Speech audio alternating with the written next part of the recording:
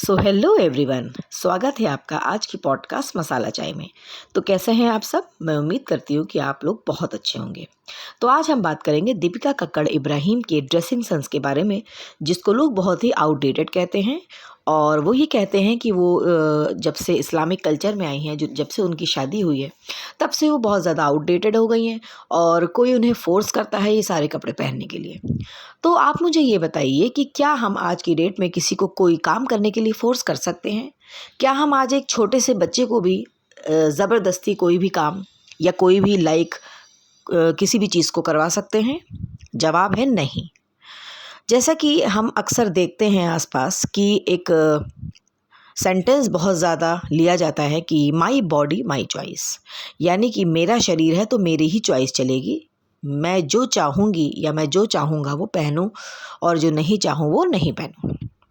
तो अगर कोई इंसान कपड़े रिवील करना चाह रहा है, यानी कि एक्सपोज करना चाह रहा है, जिसका मतलब है कि अगर वो कम कपड़े पहनना चाह रहा है, तो ये कहा जाता है कि ये उसकी मर्ज़ी है ना? तो अगर कोई इंसान अपने आप को ट्रेडिशनल कपड़ों में रखना चाह रहा है या वो अपने आप को बहुत ज़्यादा एक्सपोज नहीं करना चाह रहा है, तो इसमें कोई गलत बात हो गई। जबकि आप लोग जानते हैं कि हमारे आसपास उर्फ़ी जावेद जैसे एग्जाम्पल हैं, ठीक है? उनकी जो मर्ज़ी है वो पहन रहे हैं, समाज में निकल रहे हैं और उसका कितना बुरा असर पड़ रहा है ये सब भी आप देख रहे हैं। तो अगर एक इंसान है, वो एक्सपोज करने में या कपड़े रिवील करने में अपनी चॉइस समझता है, तो अगर कोई ट्रेडिशनल वियर पहनना चाहता है या वो ढके हुए कपड़े पहन कर अपने आप को सहज महसूस करता है, तो इसमें वो डर के कर रहा है या वो इसमें दब के कर रहा है। इसका किसी भी कल्चर से लेना देना नहीं है। जैसे कि अभी मैंने बात की कि जो उर्फ़ी जावेद हैं वो एक कम्युनिटी से बिलोंग करती हैं जिसमें कपड़े जो हैं वो रिवीलिंग लड़कियां नहीं पहनती हैं, लेकिन फिर भी वो पहन रही हैं। क्यों? क्योंकि हमारे मन की बात है, हमारे दिल की बात है कि हमें किस चीज़ में कंफर्ट मिलता है या फिर हमारी क्या सोच है, हमें क्या अच्छा लगता है, ये चीज़ मैटर करती है।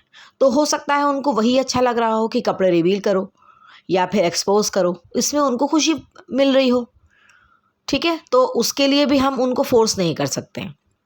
तो इसी तरह से जो दीपिका कक्कड़ इब्राहिम हैं, उनकी भी अपनी चॉइस है।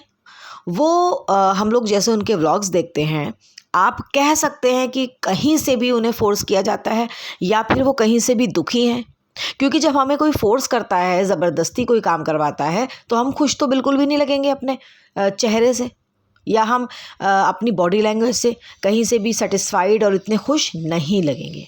लेकिन जैसे हम दीपिका का व्लॉग देखते हैं और जिस तरह से वो खुश रहती हैं, जिस तरह से वो लाइफ को एंजॉय कर रही हैं, तो कहीं से भी ये नहीं लगता है कि उनको कोई दबा रहा है या वो किसी दबाव में है। तो काइंडली ऐसी बातें मत फैलाएं जिनका कोई भी रीज़न नहीं है, जिसमें कुछ भी सच्चाई नहीं है। हाँ, शादी से पहले वो इस तरह के कपड़े पहनती थी, उनकी अपनी चॉइस थी, लेकिन कई बार ऐसा होता है कि टाइम के साथ-साथ, वक़्त के साथ-साथ हमारे अंदर चेंज आता है।